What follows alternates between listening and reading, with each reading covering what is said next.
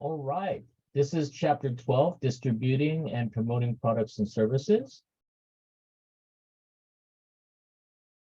The learning objectives: what is the nature and function of distribution? What is wholesaling and what are the types of wholesales? What are different kinds of retail operations?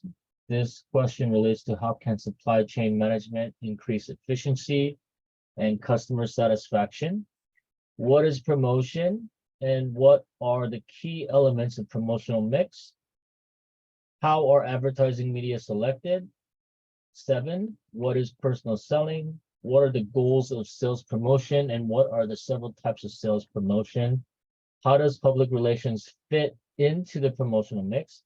What is social media and how does it change promotion? What is e-commerce and how does it affect promotion? These learning objectives can be found the explanations can be found in your chapter outline, as well as reviewing the readings in the textbook in chapter 12. And please review the PowerPoint slides. This is an exhibit of 12.2 in the book, a typical supply chain. Take a look at this graph, how it gets from the raw materials to the factory, to wholesale distribution center, retailers, and then in the hands of the customer. Exhibit 12.3 discusses the channels of distribution. Is it business to business and consumer products? Please read the detail in the textbook. Here's another exhibit of 12.4.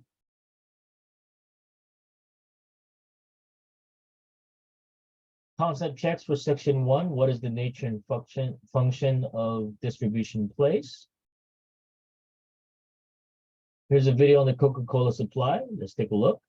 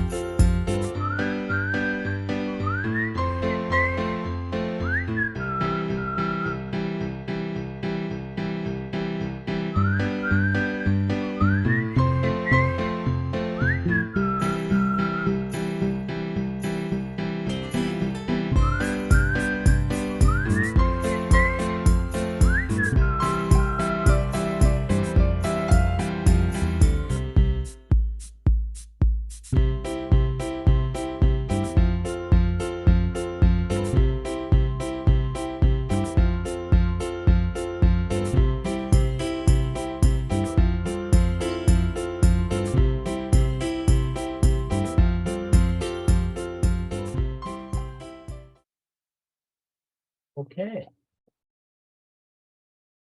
This is some questions to consider based on the previous slide of the YouTube video, Coca-Cola supply chain. Concept checks for section 2 of what is wholesaling and what are the types of wholesalers. Table 12.1, retailing takes many forms. Here's the difference information about department store, convenience store, supermarket, discount store, off-price retailer, and factory outlet.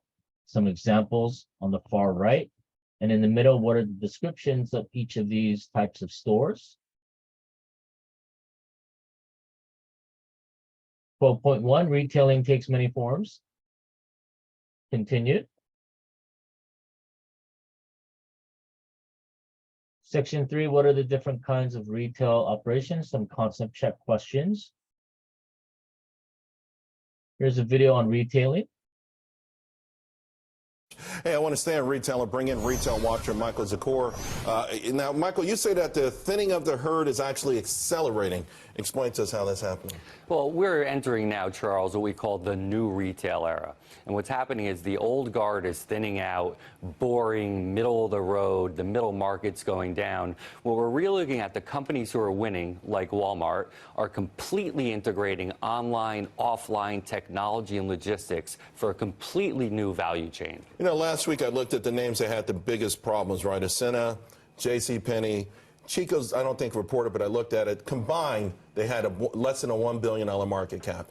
I mean, is it just too late for any of those names, although they may be historic, iconic names, to get in the game with this whole omni-channel thing you're talking about? I think for some of them, it is a little bit too late.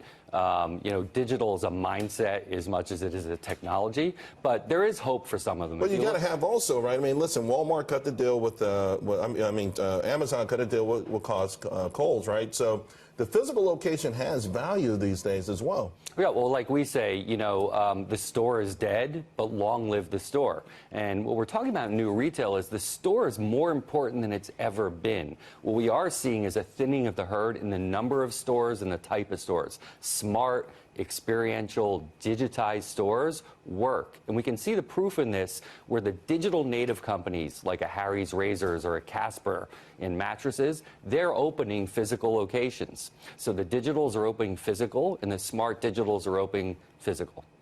And the names like the Dress Barns of the world, it's just again, or the Top Shops, or again, JCPenney. It just feels like maybe they were just too flat-footed. I mean, listen, this is an industry that's the best example of creative disruption. Woolworths at one time ruled the world, and you know, and so historically, we've seen this happen over and over again, but it's different this time with this whole digital element, isn't it? Yeah, well, we tend to see a retail revolution, a shaking up of things every 30 or 40 years. I mean, there were the department stores, then there were the big box stores and the specialty big box stores. Amazon obviously has changed everything. It's the Amazon effect. But right. Now we're seeing Amazon going to physical, and the smart companies are following that lead. The state of the consumer, though, is it okay? I mean, when JCPenney's in trouble, we don't use that as a proxy for the American consumer, do we? Well, what we are seeing is a little bit of the thinning of the herd in the middle market, in the traditional middle market department stores. Right. Essentially, department stores are a dead concept.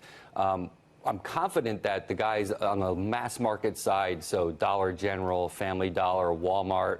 These are names that you like. I like them. They're going to continue. They're going to survive this whole period and come out stronger. Yeah. The only thing we need to watch out for is if the tariff issue does not get resolved relatively soon, it could start to impact consumer spending power and the prices that some of these lower market companies have to charge. Dollar General, Dollar Tree, Walmart, do you own any of them? I don't. Okay. Michael, thank you very much. Thank you, Charles. All right.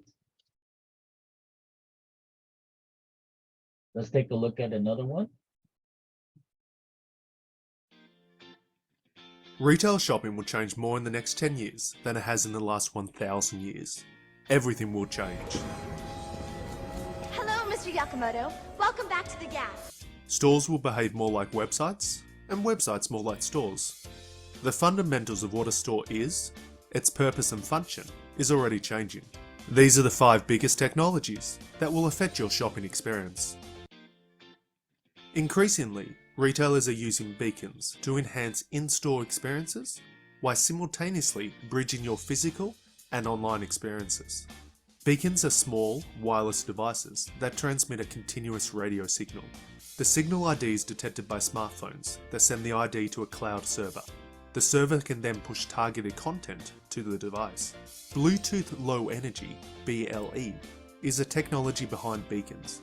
and it provides device location on a very micro level, down to a single stall aisle for instance.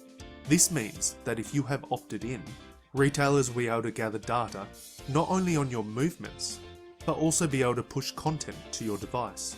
Say you're walking past your favourite department store and they're having a sale. With a beacon nearby, your phone could alert you to the sale. From a retailer's perspective, the data collection aspect of beacons is arguably more important than sales. They will be able to use the information to better segment customers and advertise accordingly. Stores like Macy's and Bunnings have already deployed beacons. Retailers are no longer content to identify us via swipe of a loyalty card at the point of sale. They want to identify us as soon as we enter the store. The iPhone X has helped to normalise facial recognition, and using this technology, retailers aim to provide a customised experience. The technology, which uses over 16,000 reference points on your face, was originally designed to support security at events at international airports. By using facial recognition systems, retail staff will know what type of products you buy and what your average spend is, so they can give more love to higher spenders. They'll be able to use software that reads emotion to identify when you are frustrated and notify staff to respond. Of course, the staff that do respond may not be your typical human employees. Meet your new robot shopping assistant. Hello, I am Oshbot. What are you looking for today? Robot assistant technology already exists and can greet you in multiple languages. They have built-in 3D scanners with image recognition software to identify items and navigate the store to guide you to the product. If you have an out-of-the-box question that is beyond the robot, it can start a video conference with a human. The robots are not limited to customer interaction and will also move into supply chain with robots that check stock, find pricing errors and items that have been misplaced. These robots are intelligent enough to navigate existing stores and move around customers. The data these robots gather is compiled and analysed to provide improvement recommendations. Traditional mirrors are out and smart displays are in. Using artificial intelligence, virtual reality, and gesture recognition technology, the mirrors can superimpose clothing over your on-screen image. In effect, the mirror becomes a virtual changing room where you can create complete outfits without ever getting undressed. This technology allows you to see all items, even items that are not in stock, and try on dozens of different combinations. To see what the same item would look like in a different colour, just swipe your hand. You can even share your virtual picture on social media, so your friends can give you advice before you buy that new jacket. Oak Labs has a similar product for fitting rooms. When you walk into a fitting room, the mirror comes alive with all the items you have using RFID. You can request other sizes, cuts and colours with the display, and an alert is sent to sales staff to deliver the product to you. Using big data, the sales staff can also bring in additional products that other customers typically buy with those items. Essentially, it brings the ease of online shopping into the tangible world of retail.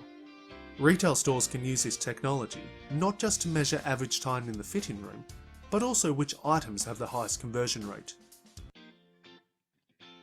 After robot support and interactive displays comes the payment process. Self-service checkouts have existed for over a decade. Paying with your phone or watch is newer, but we will see the rise and fall of this technology. The future of payments is you walking out of the store with your items automatically being scanned and the total being charged to your account.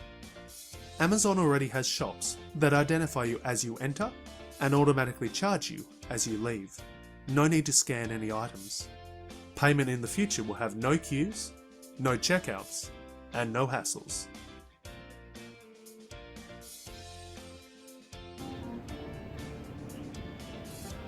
Hi everybody, Alex here, coming to you from Singapore Airport as I wait to catch my midnight flight home. I really hope you enjoy the video. Learning about technology and how it's shaping the future is something I really enjoy doing. If you want to support my channel, then you can get engaged by leaving a comment, give me a thumbs up, subscribing, sharing, just engaging with the channel. Thanks for watching. Okay. So here are some questions regarding the retailing. Concept check for section 4. Concept check for section 5. Remember, these learning objectives and concept checks will be can be found in the chapter outlines for chapter 12, along with concept checks for section 6 relative to learning objective number 6 on how are advertising media selected. You can find this in your chapter outline of chapter 12. Also, here's an interesting video. The question, do Super Bowl ads really work for car companies? Let's take a look. Obviously, your brand is already incredibly successful, but you've got some ad campaigns coming up in the Super Bowl where really car makers have been at the top of the list as far as advertisers for the last 3 years in a row. Is it really that effective? It really is. We've been very focused on getting America to see Audi, to bring Audi into the conversation so that we're a brand that gets noticed. And what we've seen is extensive lift right after the Super Bowl, driving consumer interest and bringing Audi into the conversation. So we've seen some pretty cool ads from 1984 to Darth Vader for your parent company, Volkswagen. What have you got planned for this year's Super Bowl?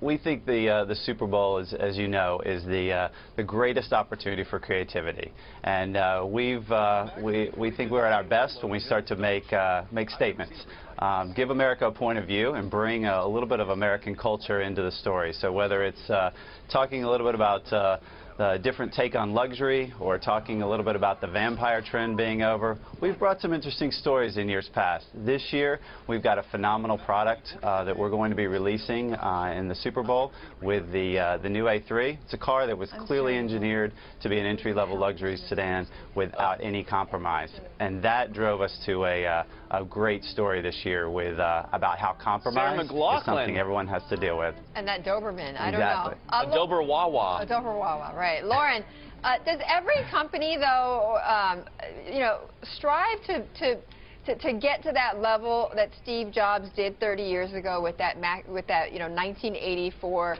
commercial? Is that kind of like the pinnacle, the big statement that everybody wants to make a year in and year out when you advertise in the Super Bowl? The goal with the Super Bowl is to connect with America. You've got to bring a certain level of entertainment. In some cases it's humor, in some cases it's more emotion. But you've got to do something that's big. That's what people are there looking for. They're there to watch. And the goal is to make sure that you put those proper ingredients in. And it may be a celebrity, it may be a big, powerful, emotional story, or it may just be something that is truly, truly humorous and connects with a cultural phenomenon. Those are the things that are critical. We're showing Kate Upton right now, by the way, just not to distract everybody from your message, but they've used a big celebrity, and you're using the Dober Wawa. Right. It's a little different than Kate Upton. Right. It's a little different. We think Sarah McLachlan takes a little bit more of that premium Audi take on the storyline and gives a little bit of a different position on what you can expect from an automaker, and that's the big surprise, and that's what we plan to do when we reveal it. You are a Sarah McLachlan man, aren't you? I own all the Sarah McLachlan records, I will say, but I change the channel instantly when I see her commercials come on for the ASPCA. So I think I'm guessing that they're going to play on that this year. And Lauren, am I right? Do you play on her sort of notoriety for making those 6-minute-long, terrifying, like dog torture commercials? Yeah, you're going down exactly the right path, Matt. When you start to look at Sarah, she's got a great reputation of her association with the ASPCA, but she's done a lot of other great things. She's a great songwriter, and she has a great personality. And what you'll see is a slight change to what her traditional take has been with America, and that's going to be part of the funny nature of the story that we tell on Super Bowl Sunday. Matt's waiting for it. We can tell. I love her. All right, I'm a big fan. Clearly. Great. Okay. Here's some questions to consider based on that previous video. Steps in making a successful sale. This is regarding to personal selling. How do you prospect and qualify the buyer when approaching customers, presenting and demonstrating a product, or educating the consumer on your service, handling objectives, closing the sale, following up the sale, and then how to reach the satisfied customer.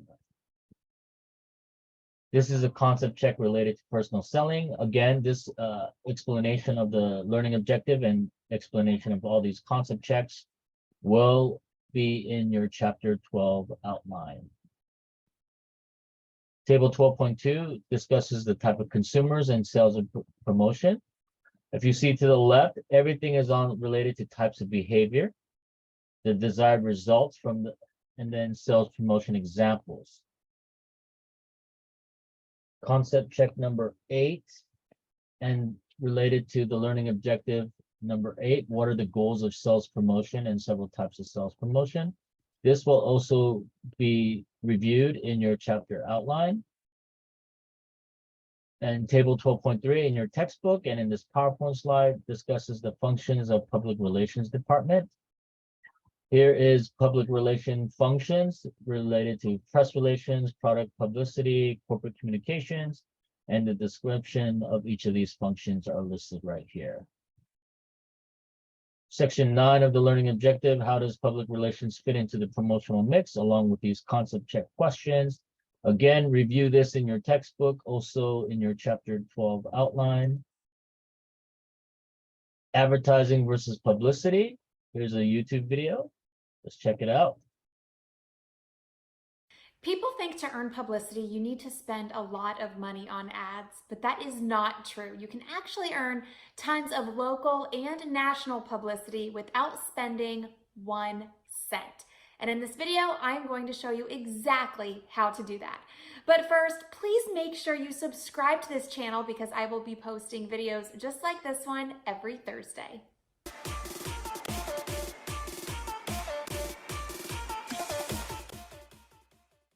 Lots of people reach out to me to get coverage on a media outlet or in a media outlet that their ideal customer or client is paying attention to. And they always say, well, shouldn't I just advertise? Isn't that quicker and easier? Yes, it's quick and it's easy because you just pay for the coverage, but you're going to be paying a lot of money and it's not as effective. So in this video, I'm going to show you how you can spend a lot less and get a lot more, not only in terms of publicity, but also in terms of ROI. So stay tuned because I'm about to break down the difference between advertising and publicity.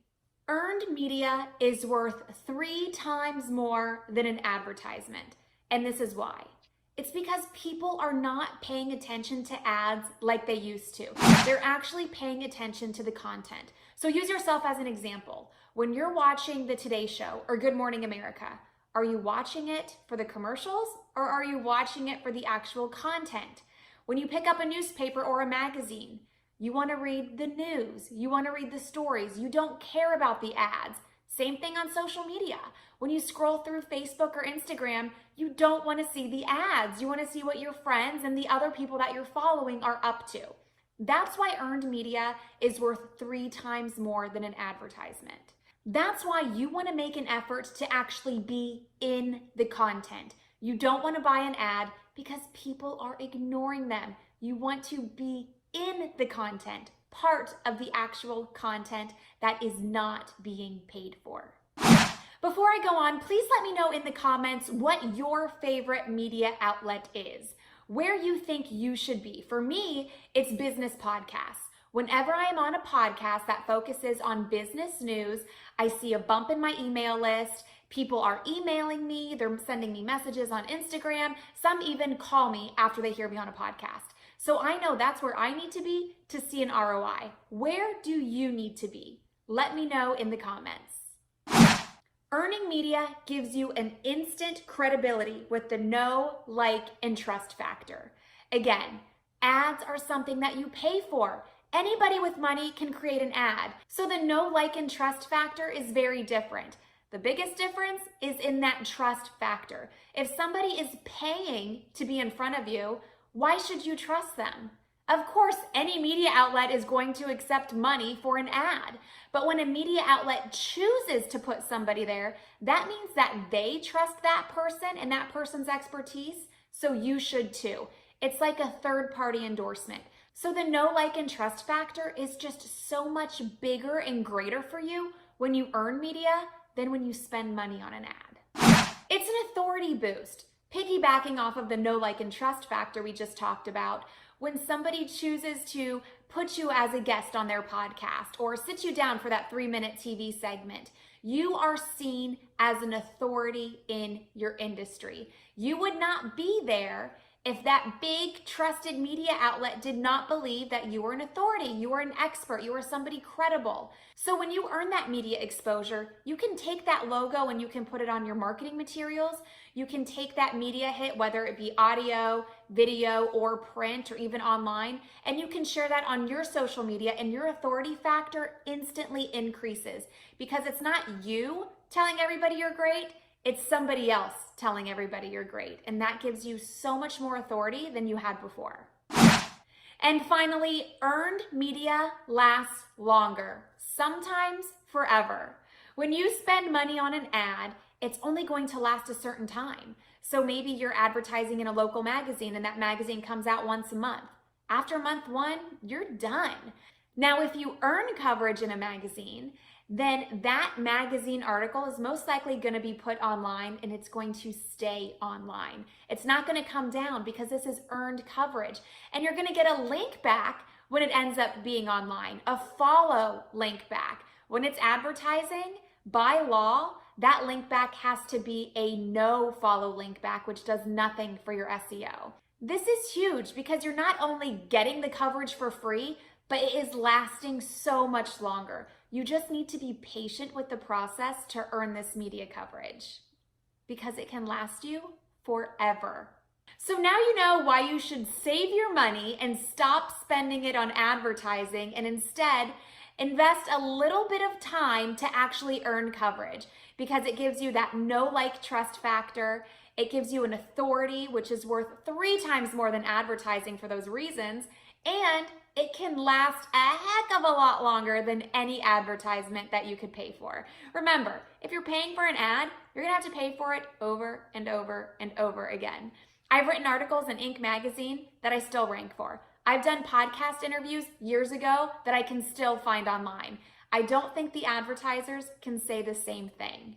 So if you're ready to step up your game and you want to earn some publicity, I can help you with that. I have created a free 3-day video media class called Pitch, Publicity, and Profit. On day 1, I teach you how to pitch the media. Day 2 is earning publicity that will last forever, a lot longer than an ad. And then day 3 is taking that publicity and turning it into profit. You can get that at MediaMavenandMore.com/publicity. I am also linking to it in the description for this video. And don't forget to let me know in the comments what your favorite content is to consume, where your ideal customer or client is. And don't forget to subscribe to this channel because I will be posting videos just like this one every Thursday.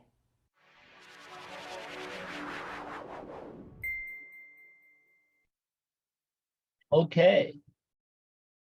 This is questions to consider based on the previous YouTube video that you saw on the previous slide, advertising versus publicity.